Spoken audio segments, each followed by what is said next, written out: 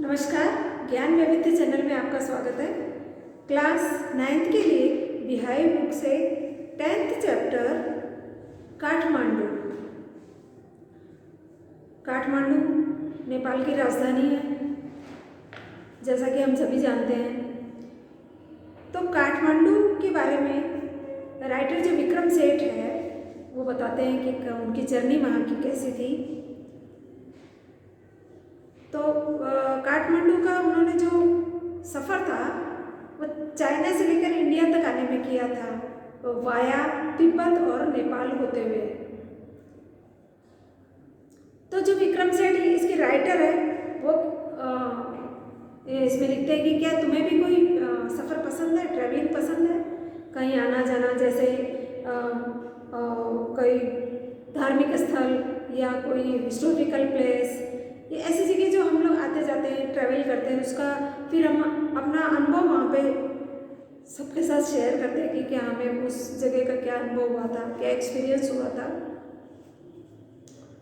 और ये जो पूरा जो काठमांडू का ये जो चैप्टर है वो उन्होंने हेवन लेक से लिया है। उनकी जो एक बुक थी बड़ी, हेवन लेक, उससे लिया गया था।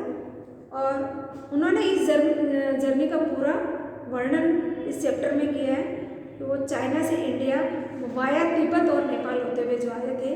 तो नेपाल की जो ये राजधानी है काठमांडू, इसके बारे में ये पूरा इस चैप्टर में वर्णन किया गया है। और आपने जैसे किसी जैसे धार्मिक स्थल जैसा हिंदुओं का हो चाहे मुस्लिम का, जैसे अजमेर शरीफ, सांची, वाराणसी, सारनाथ, हेलबेट, और इनके बारे में भी तुमने सुना है ना। तो सुना है तो कभी गए हैं, यहाँ पे गए हैं तो आप अपने फ्रेंड सर्कल के पास, अपने परिवार के पास ज़रूर इसका वर्णन कीजिए। तो जैसे विक्रम सेठ इसके राइटर हैं और उन्होंने नेपाल के काठमांडू का में उनको क्या एक्सपीरियंस हुआ वहाँ पे, उसके बारे में ये वो पूरा वर्णन करते हैं। जब वो वहाँ काठमांडू पहुँचे थे तो उन्होंने बताया था, I get a cheap room in the centre of town and sleep for hours. The next morning with mister Shah's son and nephew, I visit the two temples in Kathmandu that are most sacred to Hindus and Buddhists. Vikram Seth जब नेपाल पहुंचते हैं तो वो उन्हें कोई एक सस्ता सा रूम मिल जाता है वहाँ पे। तो रूम में वो काफ़ी घंटे तक आराम से पहले सोते हैं। सोने के बाद में जब दूसरे दिन वो सुबह उठते तो बताते हैं कि जब मैं सुबह उठा तो मिस्टर शाह के सन और भतीजे के साथ वो कहाँ गए, 2 टेम्पल की उन्होंने वहाँ पे विजिट की थी। 2 टेम्पल देखने गए थे। कौन कौन से थे वो 2 टेम्पल? एक तो काठमांडू के जो वो जो टेम्पल था, एक तो हिंदू टेम्पल था पवित्र और एक बुद्धिस्ट टेम्पल था। उन दोनों के बारे में किया था। क्या था वो टेम्पल? दोनों टेम्पल का नाम क्या था? एट पशुपतिनाथ, एक तो पशुपतिनाथ था और एक बुद्धिस्ट का टेम्पल था। आगे वो बताते हैं, at Pashupatinath outside which a sign proclaims entrance for the Hindus only. कई जगह ऐसी होती है, कई जगह हर तरफ कोई ना कोई तरह की बंदिशें होती है। तो पशुपतिनाथ में ये एक ऐसा नियम है कि वहाँ पे सिर्फ हिंदू वही उस मंदिर में जा सकते हैं। तो वहाँ ऐसा बताया कि एंट्रेंस खाली हिंदुओं का ही था। There is an atmosphere of favourable confusion, a priestess, hawkers, devotees, tourists, cows, monkeys, pigeons and dogs roam through the grounds. वहाँ एक अजीब तरह का एटमॉस्फियर था, अजीब तरह का वातावरण था उस मंदिर का। और वहाँ तो पहले से ही वर्जित था हिंदुओं के अलावा दूसरे धर्म के लोगों को जाना।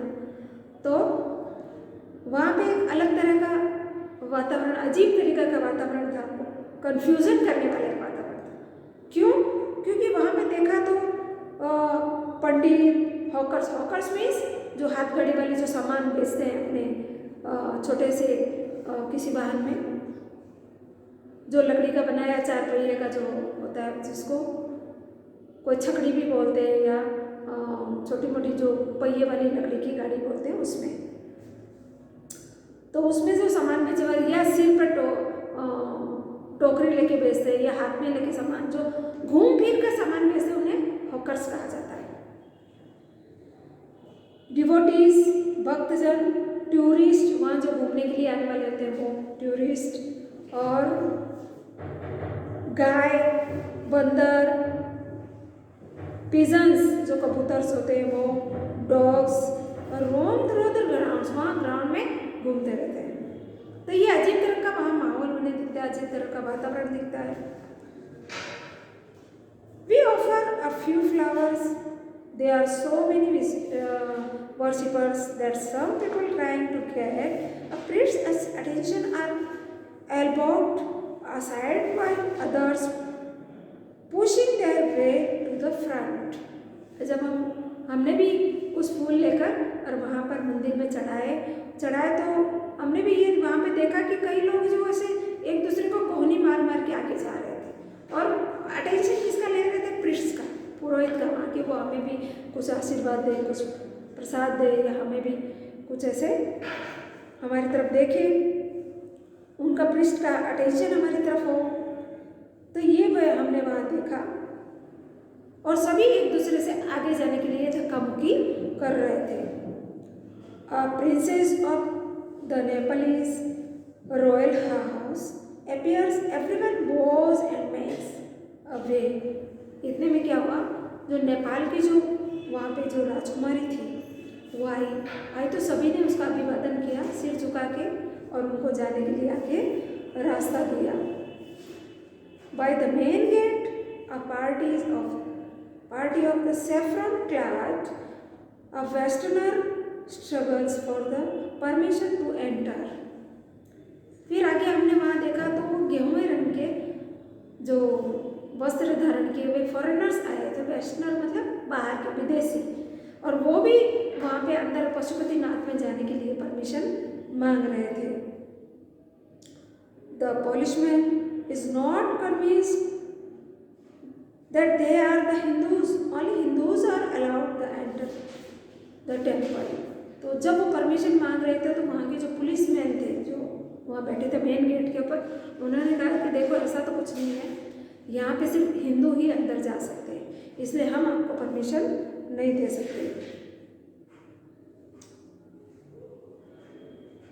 A fight breaks, but between the two monkeys, one chases the other, who jump up onto the shivlings, then runs screaming around the temple and down the river.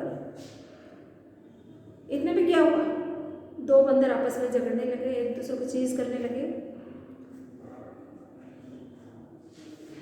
और एक दूसरे से मारा धक्का मुक्की करते हुए एक तो जाकर सीधा कहाँ पे गिरा, शिवलिंग के ऊपर, और चिल्लाते हुए वो एक पूरे ग्राउंड में घूम रहे थे टेम्पल में, और ऊपर से जाकर फिर कहाँ कूदे, वहाँ नदी में, डाउन टू द रिवर मतलब नदी में गिरे। द होली बागमती, वो नदी कौन सी थी, बागमती। नेपाल में बागमती नदी बहती है, कहाँ पे, वो जो पशुपतिनाथ का मंदिर है उसके एकदम जस्ट पास से, उस मंदिर के नीचे जहाँ पर बागमती नदी बहती है वहाँ पर जाकर वो गिरे। A corpse and being cremated on its bank, Bagmati नदी के किनारे पे। और जैसे देखिए, वैसे तो लाश को, चिता को जलाने के लिए गांव में अलग अलग शमशान घाट बनाए जाते हैं, लेकिन वैसे ज़्यादातर पुराने ज़माने में जो शमशान घाट होते थे वो नदी के किनारे मतलब पानी के किनारे होते थे, और ज़्यादा जैसे कोई पवित्र नदी हो तो उसके किनारे तो स्पेशली होते थे। जैसे हरिद्वार में गंगा के किनारे भी होता है, वहाँ पर भी चिता जलाई जाती है। उसी तरह बागमती नदी के किनारे भी वहाँ पे चिता जलाई जाती थी। तो वहाँ पे देखा कि वह चिता जलाई जा रही थी उसके किनारे पे। washerwomen are at their work children bath, और जो वहाँ के जो कपड़े धोने वाली धोबी की जो औरतें थी वो वहाँ पे कपड़े धो रही थी और बच्चे उस नदी में स्नान कर रहे थे। All offering now wilted is dropped into the rivers, और जो वहाँ पे जो मंदिरों में चढ़ाए गए जो मुरझाए हुए जो फूल थे वो लाकर उसी बागमती नदी में डाले जाते थे। A small stream of produce from the stone platform on the river bank. When it emerges fully, the goddess inside will escape, and the evil period of Kali Yuga will end on the earth. वहाँ पे जो बागमती नदी थी वहाँ पे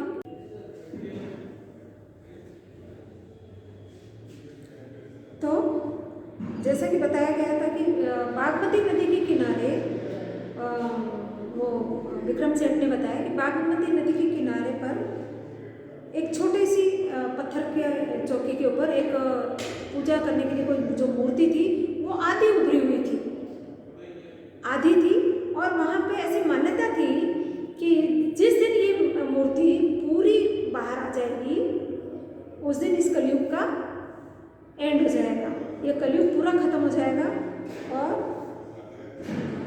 ये मान्यता वहाँ की थी कि मूर्ति उस वक्त तो अंदर अंदर आधी उभरी हुई थी।